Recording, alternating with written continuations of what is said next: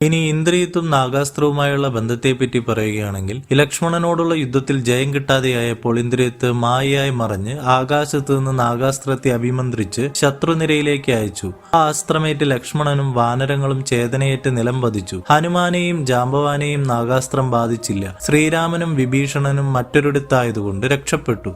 ഇത്തരത്തിൽ അവർ ദുഃഖിച്ചിരിക്കുമ്പോൾ ശ്രീരാമദേവന്റെ ആജ്ഞയനുസരിച്ച് ഗരുഡൻ അവിടെ എത്തുകയും ലക്ഷ്മണന്റെ ശരീരത്തിൽ നിന്നും നാഗപാശത്തെ കൊത്തിയെടുത്ത് മാറ്റുകയും ചെയ്ത ശേഷം യുദ്ധഭൂമിയാകെ ഒന്ന് ചുറ്റിപ്പറന്നു. അപ്പോൾ മരിച്ചു കിടന്ന വാനരങ്ങളും ലക്ഷ്മണനുമെല്ലാം ജീവനോടെ എഴുന്നേറ്റ് വന്നു. ഇനി കർണന്റെ നാഗാസ്ത്രത്തെ പറ്റിയുള്ള കഥ എന്തെന്നാൽ, അർജുനനുമായുള്ള അന്തിമ യുദ്ധത്തിൽ ഒരു ഘട്ടത്തിൽ അർജുനന്റെ ബാണങ്ങൾ കർണനെ മർദ്ദിച്ചു. അരിശം പൂണ്ട കർണൻ ഒറ്റയ്ക്കുള്ള അസ്ത്രങ്ങളിൽ ഏറ്റവും മാരകമായ സർപ്പമുഖം എന്ന പ്രത്യേക രീതിയിലുള്ള നാഗാസ്ത്രം അർജുനനെതിരെയുള്ള അടുത്ത അസ്ത്രമായി തിരഞ്ഞെടുത്തു. അർജുനന്റെ വധത്തിനായി ഈ അസ്ത്രം അദ്ദേഹം കരുതി വെച്ചിരുന്നതായിരുന്നു. പരശുരാമൻ നൽകിയ ഈ അസ്ത്രത്തിൽ കർണന് വലിയ വിശ്വാസമുണ്ടായിരുന്നു.